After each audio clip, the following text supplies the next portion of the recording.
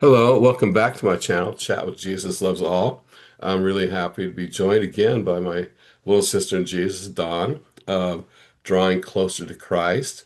She has a blog by that title, Drawing Closer to Christ, and she posts a couple times a month. Her most recent post a few weeks ago, A Secret to Long Life, and you can just find her at Drawing Closer to Christ. She also has a YouTube channel that you can check out by the same title, Drawing Closer to Christ, where she shares Bible verses with the songs playing, and it's really kind of nice. So, Don, welcome back. Glad to have you Thank with you. me again. Thank How you. how's life out there in Virginia? It's going. It's busy, Is it? just work and but the weather's looking good. That's always a plus and That's true. Yeah. um try and just keep things as peaceful as possible. So Okay. it's good. All right. How about for you out in Lincoln? It's good. We've been having some rain, which is good. And Okay. so on our Husker women's softball team won last night. They made their Oh, super okay. regional. So they had their Nice. first game against Tennessee, which is a really good team, and beat Okay. them 5-2. So they win, just need one more win. They go to the College World Series in Mm-hmm. softball, which is, Okay. yeah, that's kind of nice. And just kind of looking forward to a weekend, relaxing one with Memorial Day coming up. And Yeah, thank God for the long weekend. yeah, I I'm hear looking that. forward to that too. Because you've been quite the busy girl lately, huh? Yeah, I've actually been working like the last 4 Saturdays and I thought I would have to today, but I don't think I have to today, so that's good news. But yeah, so it's been very hectic, but um I'm looking forward to the extended rest period. So Yeah, oh, that's good. yeah. So today we're going to be talking about life changes. Yeah, I know that you've had your fair share of life changes, and I've Hmm. certainly had mine. So it's not just about life changes, it's about how God helps us through those times, how we can trust God during the life, or going through a change in life. So one of your big life changes was when you joined the army, right? Oh yeah, that was a long time ago. Yeah. But And then, but perhaps the biggest life change was when you became a mom. yeah, that definitely changes your life when you become Yeah. mom So or parent. Yeah. yeah, so when you became mom to your daughter, Hmm. how did that change your life? What changes came about in your life through that? Well, I guess with kids, one of the biggest things is you can't just think for yourself anymore. You have to think about what's best for them. Yeah. And it's like they become one of your top priorities. So, and you have to realize, I guess even going through life that they're watching you. So you have to be a good steward over this human that God has given you. So that changes everything. Yeah. So, how do you feel like uh, God helped you with that transition from being single and no kids into motherhood? Well, I think it definitely first it's got for me it drew me closer to him because I mean, as I've heard it said before, when you have kids, they don't come with a manual, so you have to, navigate as you go and the Lord is really he's definitely there helping through that process and teaching us and even my mom, she was a big help. So, and, other family members, I had that were helping through the process. And I remember one time taking a parenting class at church. And but by that time my daughter was about 11. So it had been a while because this class was actually geared for children. It was called Growing Kids God's Way, and it was geared for children 12 and under. But that was, even things like that is helpful, coming together and learning with other parents. So, and that actually taught me that, to view God as a covering even more over, my family, my daughter and myself. So yeah, that was good. That was a Okay. long time ago, but Yeah. it was good. I mean, you just learn to trust them through every stage. So Oh yeah, 'cause you've seen your daughter go from newborn baby all the way to now graduate from college, getting a master's degree, traveling the she world. doesn't have her master's Oh, yet. not okay. She's working on Yeah, it. she has a Okay, bachelor's. Yeah, she that's hasn't. okay. Yeah. She hasn't started grad Mhm. school yet. Okay, Mm-mm. but you've I'll see her graduate college and become a world traveler. Yeah, So, she what's is a that? world traveler. As a mom, what's that like when your daughter tells you, "Mom, I'm going to Spain to live there for a while"? Yeah, I think that people have asked me before, was that difficult? And yeah, of course, I miss her, but I think the college years really prepared me because she went to college in Miami, so we had left Michigan. We were in Okay, Michigan outside of Detroit for about 11 years. And then we went from Michigan to Miami, which that's like as different as day and night in oh every way, like culturally, demographics, like it's just different. yeah, Temperature, you name it. yeah, And she was living on campus the whole mm-hmm. 4 years. So she would come Okay, home on the weekends and, things like that. A couple of the summers, I think she still stayed on campus, but I think that kind of bridged the gap. So it wasn't like she was just with me all the time. okay, And so when she said that she was gonna go, I was, of course, as a parent, you're concerned, but I think it was easier for that reason because I had that transition period. okay. So, so And it was where's good. your daughter at now in the world? She is here. She's She's here in here? Virginia Okay. with me. Yeah. Oh, that's good. She's here, but I don't know for how long. She's planning her exit strategy Okay. right now. Yeah, she's thinking about Asia. So, Okay. yeah, Uh, the other side of the world pretty much. But okay. All yeah, right. she's got about 12 countries under her belt now, 11, 12, somewhere Wow. around there. Oh, she's got the travel bug. She really does. She doesn't, I mean, she really loves Europe. I think that was her favorite, but Yeah. she liked South America when she was there, so we'll see. I just stay tuned and she keeps me in the loop on her plans. Okay. So, Uh, Once a person catches that travel bug, it just really never goes away. so you know about that, right? Because you travel, you've had your fair Yeah, share. yeah, I've had some travels and Hmm. not to live, but for ministry trips.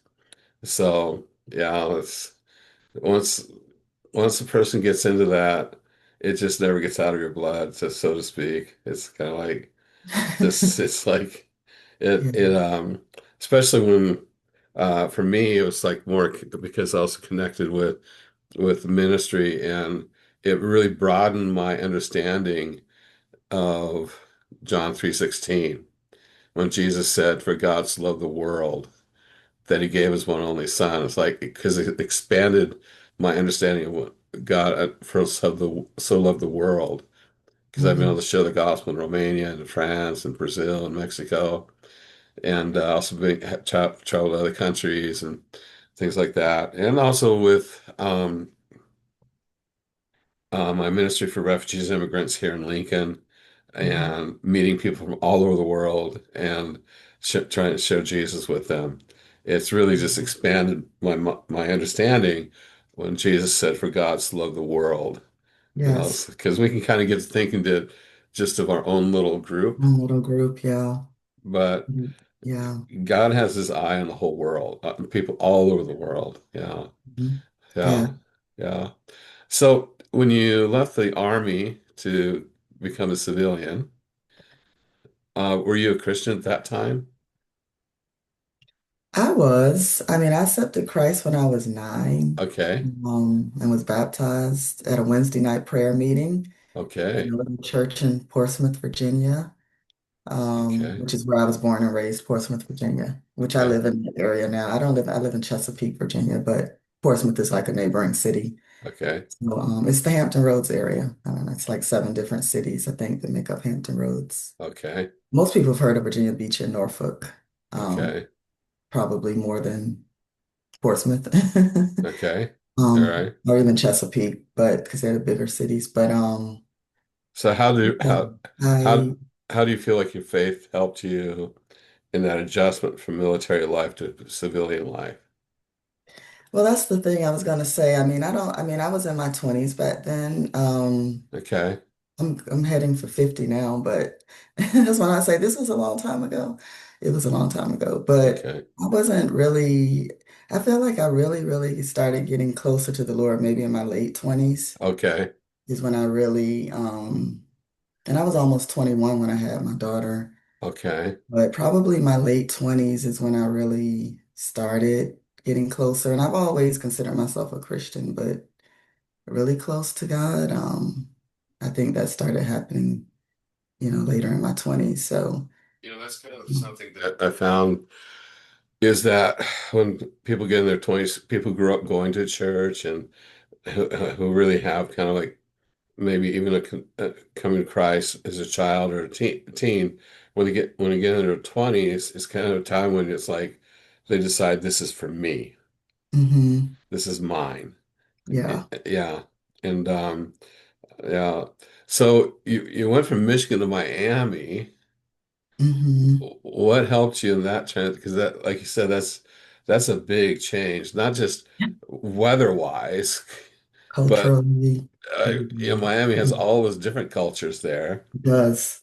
and Michigan maybe not so much, with the exception of the kind of Detroit, Dearborn area. Yeah, Miami's got, Dearborn definitely, yeah, a lot of Middle Eastern. yeah, Mhm. but were you in Miami? I In Florida? was in South Florida with my daughter's school was right in Miami. Okay, As one Cuban American said, it doesn't get any more Miami than being at FIU because it's right in okay, the middle of Miami.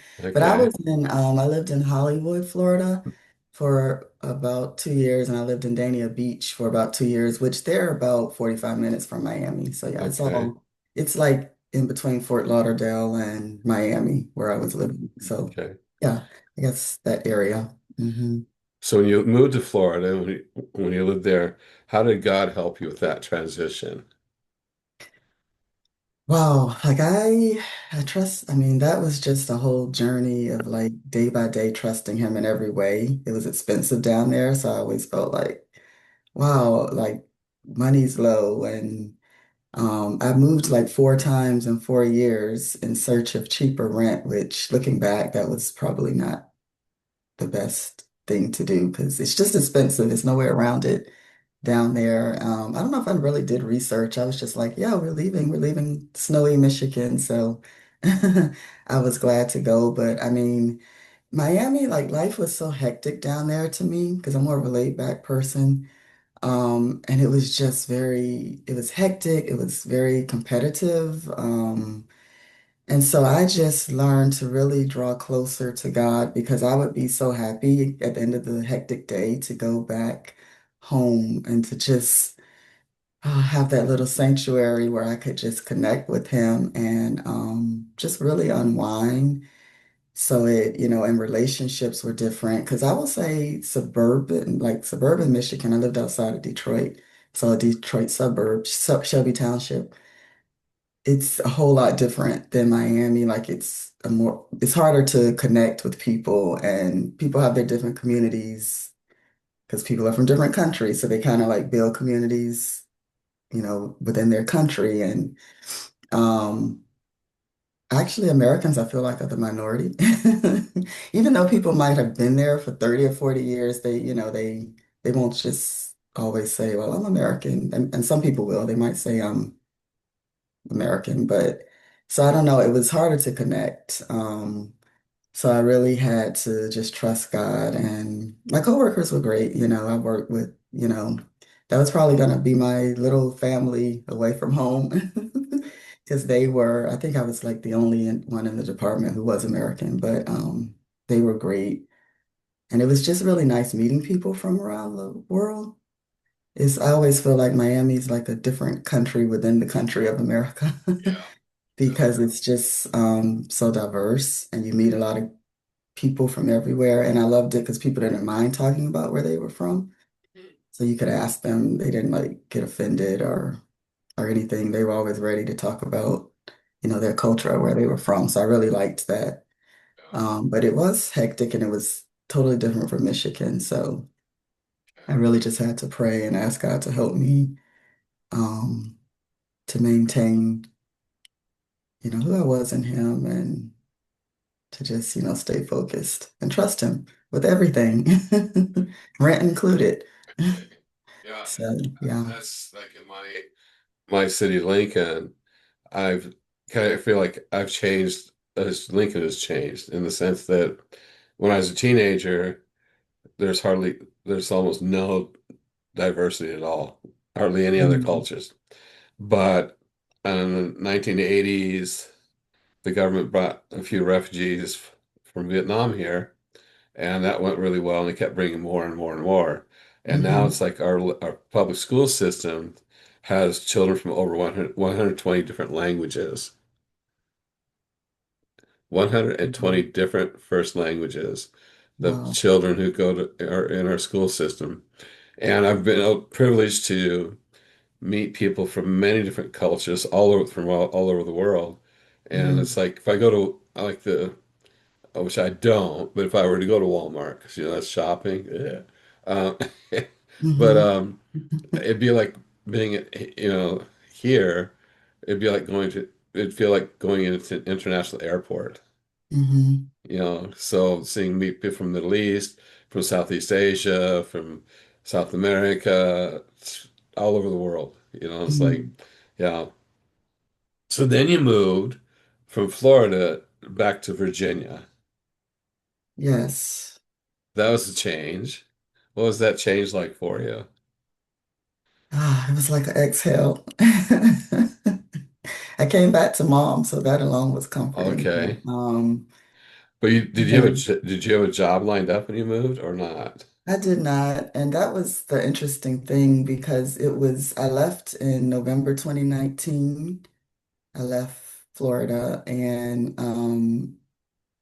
I had planned to leave because I was like, I want to be back home by even when my daughter, like maybe by my second, I mean, you never know how life's gonna go, but by my second year in Florida, I was like, yeah, I want to be back home by once she graduates, I want to go back home because it wasn't for me a place where I would want to be for the long term. It was a good experience and I'm glad I had it. But at least I guess down in Miami, I didn't want to stay necessarily for the long term. Um, but what was I saying? When I came back, it was November 2019, and so that was a little before COVID started. So I was able to come back here and get a job, and then like a month later, we were working from home because COVID hit. So I feel like it was all God's timing that it worked out so perfectly, and that I didn't stay because my boss was like, "You can stay longer." Get through the holiday, but I've been down there for holidays. I wanted to spend the next holiday with my mom, so it was kind of like, thank you, but no, thank you. Because I knew it was just my time to go. So, and I'm glad I listened to that, the inner voice, because I felt like God's spirit was leading me. And I came back here and I was able to get a job and COVID started and all the hiring shut down. So that was perfect timing. So Yeah. where do you work now? It's a Christian Broadcasting Network. I work. Wow. Yeah. Okay. hmm So it's kind of like you left Florida, went to back home, and you had no idea that you'd be working at Christian Broadcasting Network, but that worked out for you. So, Right. I did not. I had no idea, but it did work out. I've been there a little over 5 years. So, okay, um, yeah, okay. So God had that all laid out for you ahead of time. he did. He had it laid out for me. And I just feel like, wow, like, that was his hand in it. And that's why it's important to follow those leadings of the Spirit when he's leading to trust and obey because I've found that he really does have a plan through doing that, but it's up to us to obey those nudgings and to do, what he tells us to do. Because I'm like, things would have gone a whole lot different. And a lot of people lost their jobs, even at the company I was working at. So, it wouldn't have been, good. He always forgives us when we get off track, but I'm just glad in this instance I was able to obey and, see everything work out. So, yeah. I there's a I always think about Abraham, in the Old Old Testament when God said to him, the first time we meet Abraham in Genesis is when God says to Abraham, leave the home of your mother and father and go to the place that I will show you. Hmm. You know, he didn't say go here. He said start moving. I'll show you along the way, Hmm. basically. And Abraham obeyed. He did that. And Yeah. we don't step by step. We follow it step by step, but we Hmm. don't know where it's going a lot of times. You know, I think about if God had shown me everything I would go through from the time that He called me, and from the time we rededicated my life to Christ in July 1989 to today, I would be like, well, I don't think so. You know, Yeah. all those ups and downs and valleys and Yeah. things like that. So I'm kind of glad that for me it was like step by step through all that, not just all. I Mhm. didn't see it all at once. Yeah. He doesn't Um, choose. what do you think if God has shown you everything you'd go through from the time you left Michigan to where you are now, what would you have thought? I probably wouldn't have left Michigan because I probably would Okay. have thought, well, I mean, if I had seen like some of the things that I did, like financially and just some other stuff Hmm. down in Florida, I probably would have just stayed, especially even knowing that my mom was going to pass away. I probably would have been like, oh no, I'm not going down there. Because I just need to stay here in Michigan with my mom because she did stay for maybe like a year and a half after us Oh, before she came back to Virginia. So I hmm. probably, it would have just really, I'm pretty sure I would have been like, oh no, I'm not going to leave her. But I Okay. mean, God wanted me to go, and He wanted me to go down there to, Florida and to be able to have that experience because it was a good experience. Even though it wasn't someplace I don't think I'd ever choose to live permanently. It was a really, really good experience. And like I said, I enjoyed the people I met and um, so yeah, it was great. When I was at the church I had down there, they had a teachers ministry, so I had to join that. You could probably appreciate that because they went into the schools and encouraged the teachers.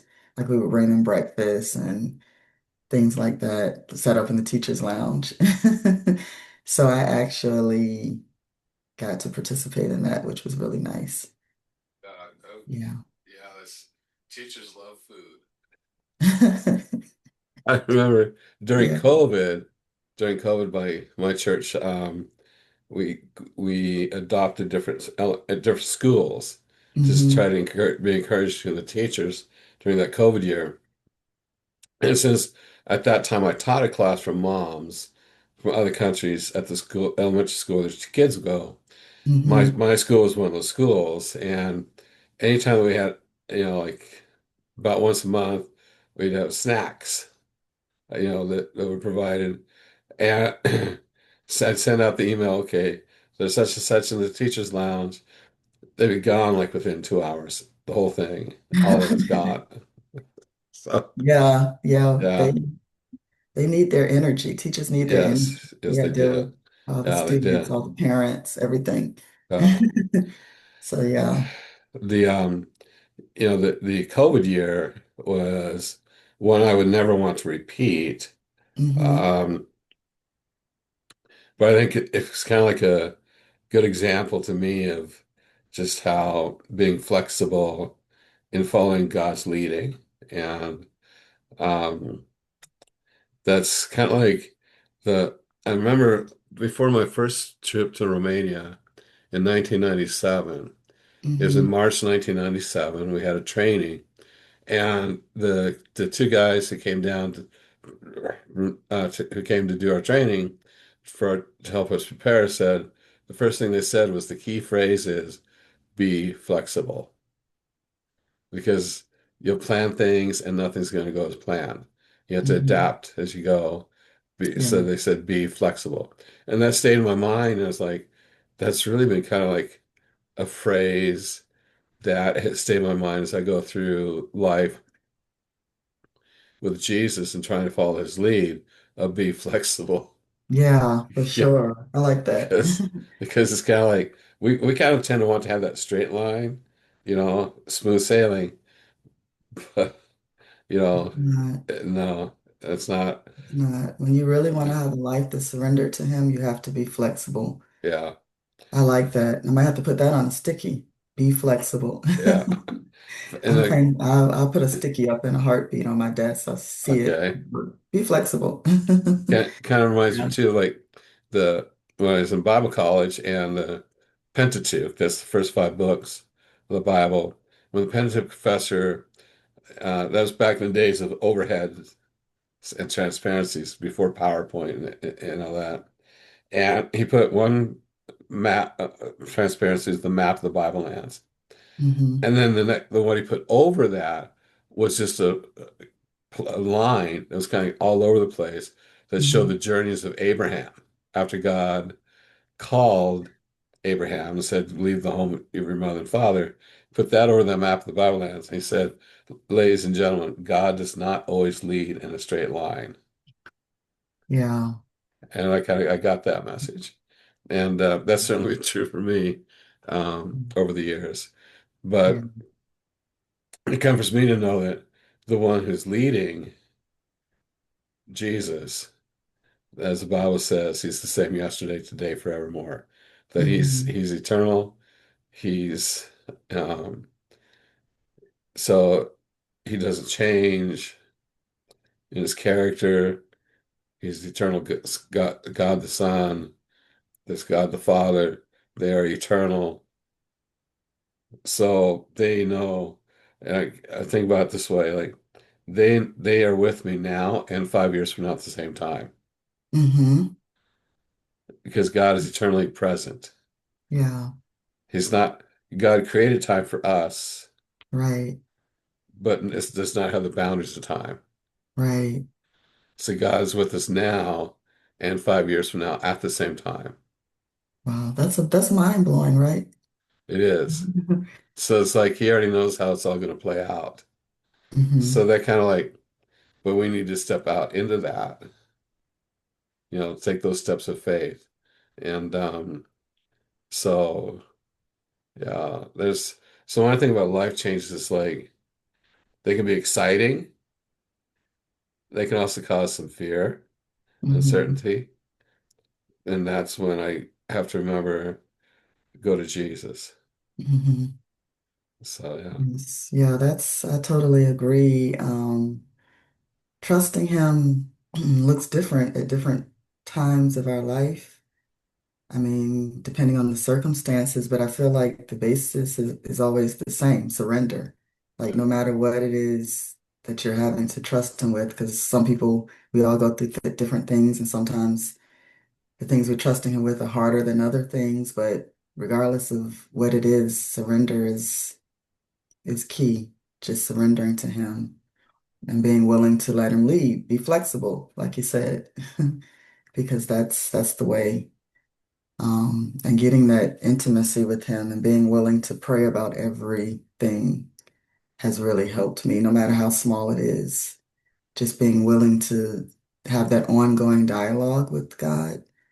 It's not just a Sunday thing or a Wednesday night prayer meeting thing, but just being able to, like, throughout your day, just walking with him throughout your day really has helped me. So, It's kind of like it's one of those things too. Like when I look back, I can see how God connected the dots all along the way. You know, hmm like I read a book in 1990 written by Reverend Wormbrand, who had been who was from Romania, and been put in prison and by the communists. They let him out to go to go live in Scandinavia area. I forget which country. And then he made his way to the United States and he started a ministry, Tortured for Christ. And he wrote a book. And I read that book in 1990. And I just knew I had to go to Romania. I didn't know why. I said, I must go to Romania. Well, hmm from 1990, then I went through where I got sick with autoimmune hypothyroid. And I was really sick for a few years, almost died, and then hmm recovered. And then I was at my church on a Sunday morning. They said they wanted people to go to Romania. That was in December 96. I thought, oh, I must go to Romania. I signed up to go. I went on my first trip June 1997. It was through my trips to Romania that God called me to do what I'm doing now. Hmm. But if I had seen all I was going to go through when I first read that book, Torture for Christ, and had it feeling like I must go to Romania, I said, I would, if I had known what I was going to go through, I might have said, no, No, no, I'm not going to no, go. No, you're no, like, no, nope. no. Because from 1990 to those trips to Romania, it's kind of like a deep valley, and but Jesus was with me in that deep valley. Hmm. So I remember one time in prayer at home, and I was listening to Michael Card's song Emmanuel, and just 3 minutes, about a 3.5 minute song, but it felt like as I was listening to it, like that just was for eternity. Like I just felt like I was in the presence of the Lord and lost all track of time. And then it's finished, and I was like, wow, okay. Um, so so as I look back, I can see how God connected the dots along the way to lead me to where I am now. Hmm.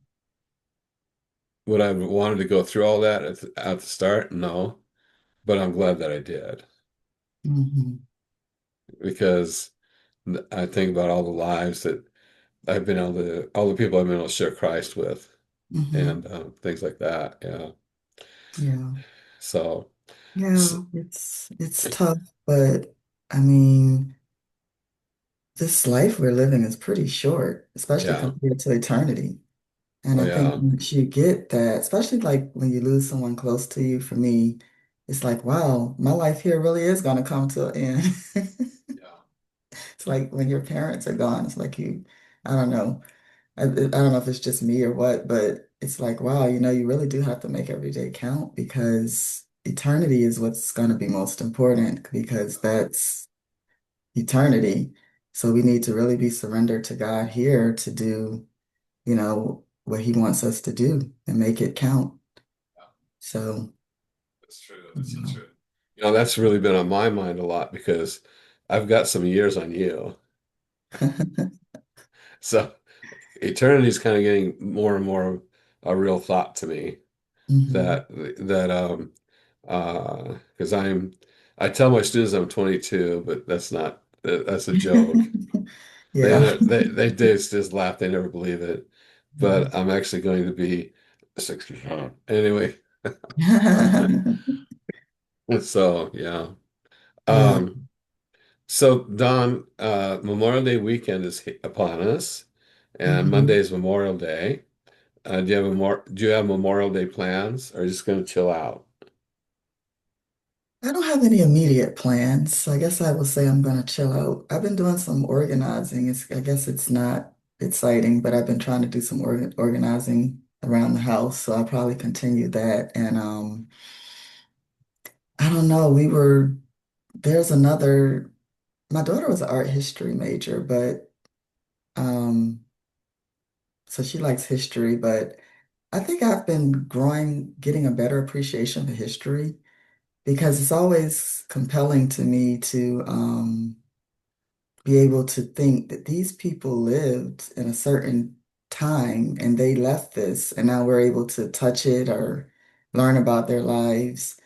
So there is another historic house we may go visit at some point over the weekend. It's called the Hunter's House.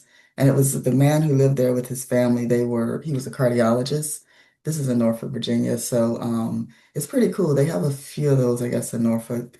Um, Mother's Day weekend, we went to visit. It's called the Moses House, and they were the first Jewish family to live in Norfolk. So we got to go visit their house. So there's another one. So we may go visit that one, like the Hunter House. And you can see he had like three children and they traveled a lot, which one I've been there before, but I wanted my daughter to go. And you could see postcards and things from their travels because the three kids never married and they traveled. So it's just very interesting to me to be able to take that step back in time and look at their things, like some of his doctor bag and it's like, wow, these people were living and their house is like a Victorian era house. So it was a long time ago. But yeah, so that's very interesting to be able to to do that. So I don't know. We'll I, see. Maybe we'll get to go there. I always hope for Memorial Day. I always like to have a barbecue or something, but it looks like we're gonna have thunderstorms, so it's Oh, going to be something inside. Maybe just go okay. visit a Yeah. friend. Maybe just Hmm. go visit a family from Ukraine that I know. So Okay, yeah. yeah, Cookouts are always growing up, it seems like we used to have those a lot. Like we were always having cookouts, going to cousin's house, but I find the times have changed. So not as much as like growing up, but a good cookout is always good. yeah, They it say is. cookout is the southern term, barbecue is the northern term. So Okay, cookout. whatever Okay, you choose to call it. okay, all right. Yeah. Yeah, I just had some barbecue yesterday with a barbecue restaurant with Hmm. two Ukrainians. One who's been living here for since September 2022. He's the pastor of the Ukrainian church I help at. I Hmm. help with getting it started. And but we had a pastor visiting from Ukraine, and he's here visiting some different Ukrainian churches because he has the ministry back in Ukraine, and he's been, I saw videos of like they had like a Christian camp for kids, and it's outdoors because Hmm. buildings have been destroyed Hmm. from the war, and so it's like I was like, wow, it's just a whole different reality that Hmm. that's going on there. It's really tragic, and his church had been bombed, things like that. So it's just like, Um, whoa. yeah. And so I asked him to, uh, hi- his daughter tomorrow will help me to find his YouTube channel because it's in, of course, in Ukrainian letters. So Oh, I would be able to okay. find it, but I wanted to maybe share some of the short videos of their work with the children in the midst of the war. Okay. Like if I share that on my blog, then maybe then ask people if they want to donate to help that ministry or something. So Okay, yeah, yeah. I'm always impressed with your because you do so much in the community and you help so many others. Now you speak Spanish and Portuguese, but yes, you got to work on your Ukrainian. Yeah, yeah, on your Ukrainian. that's a whole different. The Spanish wasn't so difficult because it's mostly the same alphabet, Mm, just a little bit, maybe sometimes different pronunciation, but the same alphabet. hmm. And same with Portuguese. So that kind of made it, that's why those two languages would be easier. Ukrainian, no, not the same alphabet. So, Hmm. um, Yeah, that would but be tough. yeah. So anyway, Yeah. yeah. Okay. Well, Don, this has been fun chatting with you again. Yes, thank And you. I know you have work today, right? At 10 o'clock your time?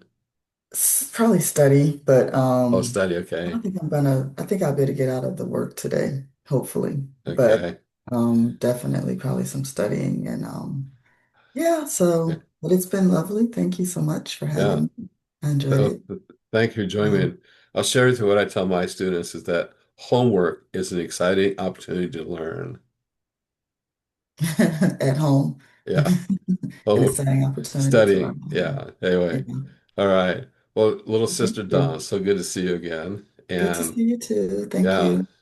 hope you have a blessed weekend Same and to with your you. daughter. Okay. Thank you. All right. Take care. Bye bye. Bye-bye.